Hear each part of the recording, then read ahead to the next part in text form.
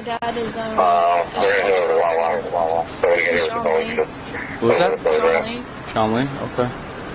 Listen. On December 28th, 2022, at around 11 p.m., officers from the Howell Township Police Department were dispatched to investigate a hit-and-run accident near Lowe's on Lanes Mill Road. When the officers arrived, they found a damaged traffic light pole lying across the westbound lane. Near the pole, they also found a piece of a vehicle's bumper, which appeared to have broken off during the collision. A witness told the police that a white sedan had hit the pole before leaving the scene. Shortly after, Patrolman Vincent Campagnola located a white car matching the description at a nearby Wawa on Kent Road.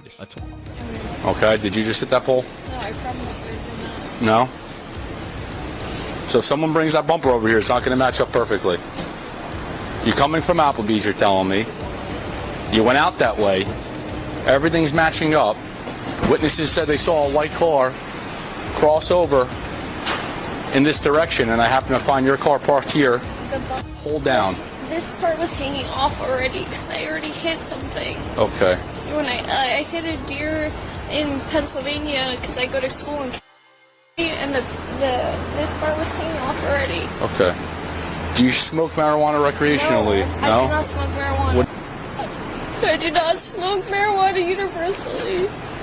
Do you do any recreational drugs? But Teresa, I explained to you this before. Lying isn't going to get you anywhere. At least you know the truth. You just lied. You just lied.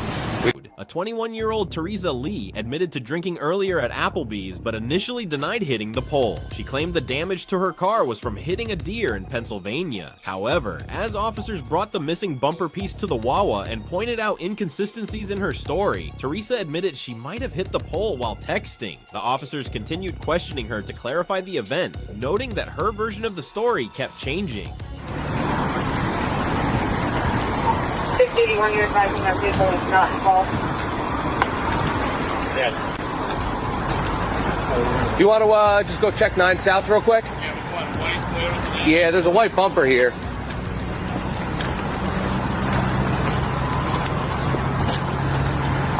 Alright, base, be advised we have a white bumper. Yeah. Yep.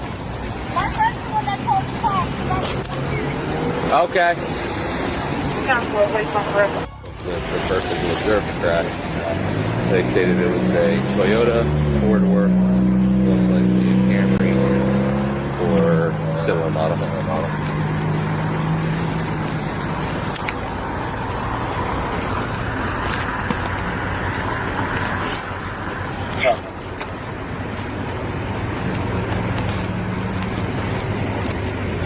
During the investigation at Wawa, officers confronted Teresa Lee with evidence linking her car to the traffic light pole incident. Teresa initially denied involvement and insisted the damage to her car had occurred days earlier in Pennsylvania, where she had hit a deer. However, the officers pointed out that the bumper piece found at the accident scene matched her car perfectly. They also noted that witnesses had seen a white sedan near Lowe's around the time of the crash, adding to the evidence against her.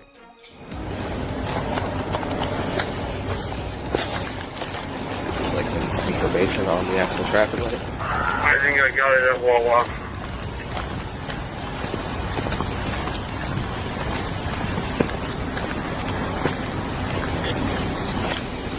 Sounds at Wawa. 090 Papa Alpha Moment White Subaru. Alright, I'm going to try to push this side. You try to push that side. We'll just try and see if we can clear the roadway a little bit here. Okay. Don't touch any of those wires.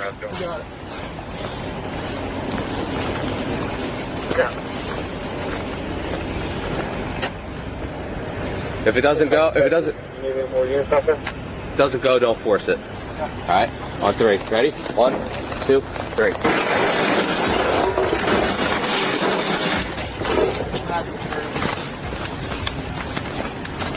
See if we can both pick that up.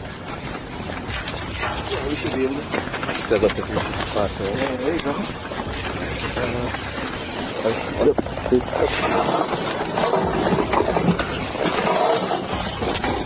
Hold that for a sec.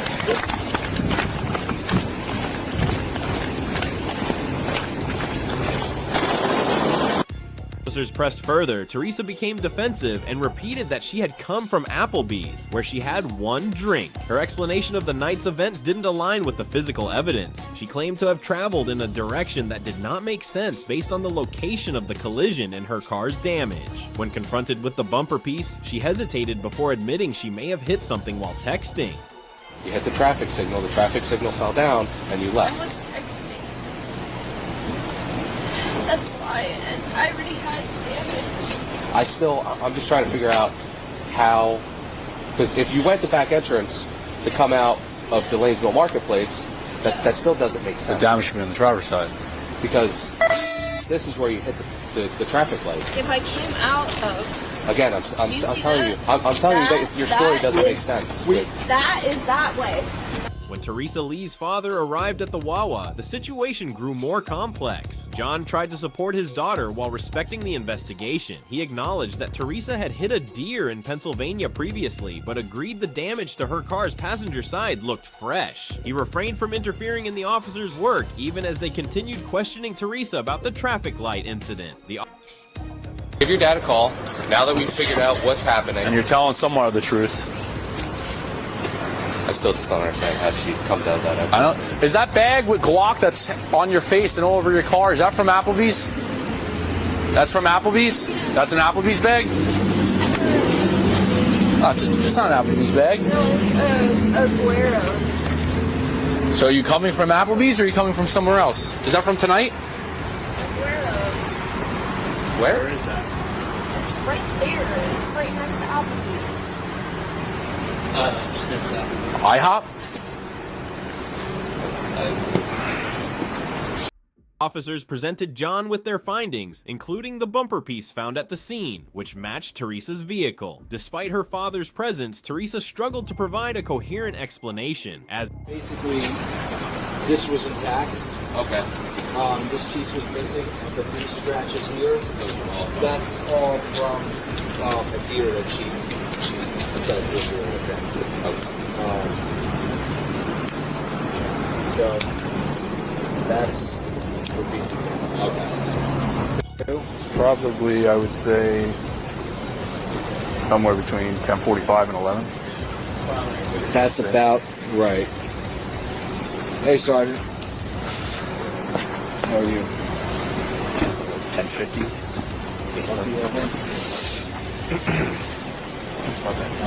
Right, so that would probably be about the time she hit it. At what time? She texted me originally at 10. I was trying to get some sleep. I just got off work. She said you home at 10:39. Yeah, it's about when the call came out. Yeah, about that. Say somewhere we got it. Right, so she hit the thing, got nervous, and okay. As this continued, officers worked to piece together the timeline of events. Teresa had left Applebee's earlier in the evening and was driving near Lowe's when the crash occurred. Witnesses reported seeing a white sedan hit the traffic light pole and flee the scene. Teresa's white Toyota, found shortly after, matched the description, and the damage to her car aligned with the accident site. Because we're like, well, you're at least going this way on the road. Yeah, well, she's had some. Well, I don't know who she was hanging out with. She does have an ex-boyfriend. She's off school for the 2 weeks. So, I mean, lying to her, she knows better. I'm a cop. She knows not to do that. But I mean, telling in the beginning, like, we just want to make sure that because there might be a car driving around that actually hits the car. She tried saying that was so old damage. It happened. Okay. Well, maybe she didn't even. Do you think she? I'm not.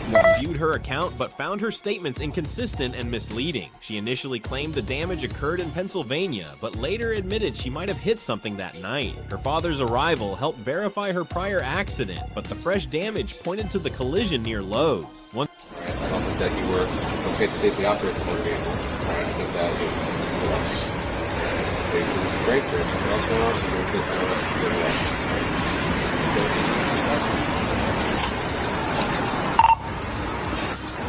Ace, one female, 41, 17 for Tonsil.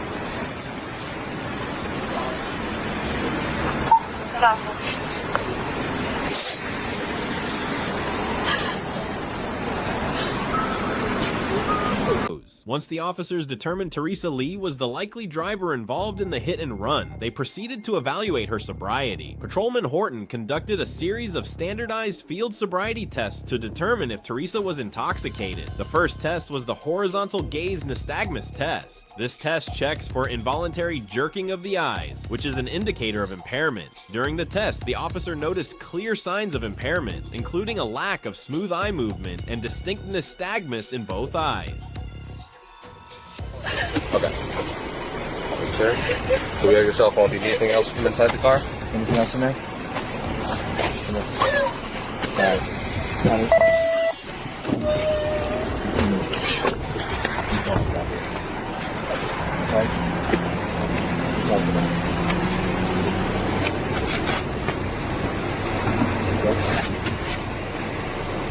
You do stops with this shit in the car. Right, You're arrested for DUI. Go ahead. Have a seat. It's a so it's not a state. That's a private one. Okay. The actual EJ's Greenleaf, whoever is the real estate entity that owns it, they'll have to do the repairs and it'll filter your insurance. Okay. Yeah, because the insurance, whatever. Oh, okay, gotcha. Yeah, so it'll be under one claim. Oh, I got you. Yeah. So whatever you're gonna do now to get the car fixed through the insurance claim, it'll be through the insurance It's claim. probably gonna be fucking parked. 21 years old.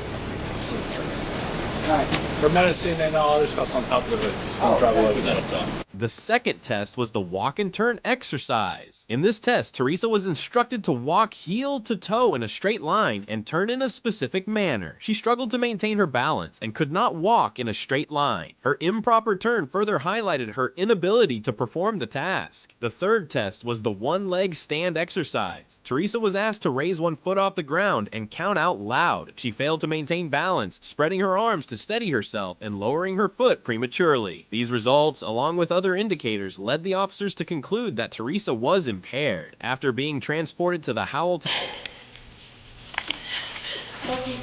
Honestly, they just get over it.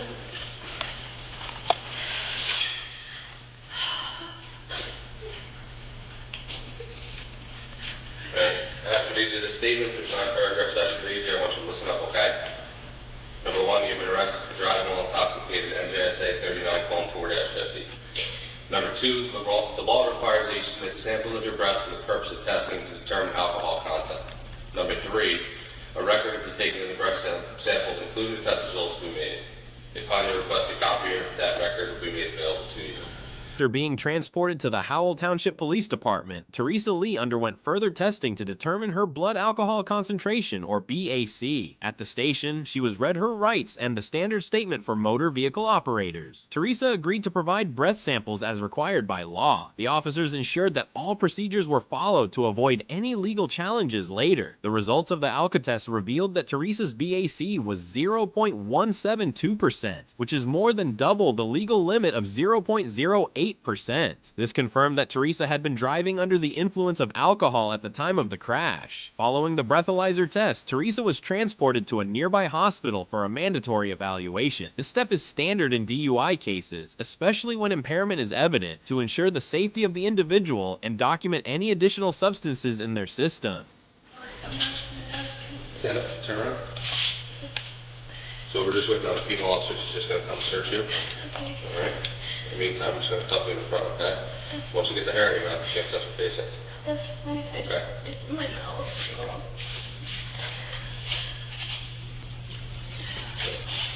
Oh, sorry.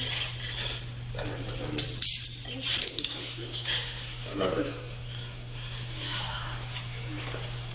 At the hospital, a routine evaluation was conducted to check for further intoxicants. While there were no immediate signs of drug use beyond alcohol, the officers noted her earlier claims of drinking at Applebee's and her inconsistent statements about the crash. The hospital visit also ensured she was medically stable before facing legal consequences. The breathalyzer test, combined with her poor performance on the field sobriety tests, solidified the case against Teresa. Following the investigation and testing, Teresa Lee faced several legal charges for her actions, infractions on the night of the crash. At the police station, she was issued multiple summonses for her offenses. The charges included driving under the influence, reckless driving, leaving the scene of an accident, and failing to report the accident. Driving under the influence is one of the most serious charges Teresa faced. With a BAC of 0.172%, she was operating her vehicle while significantly impaired, which is a violation of New Jersey law. For more upcoming uploads, don't forget to give this video a like, smash that subscribe button, and ring that notification bell while you're down there.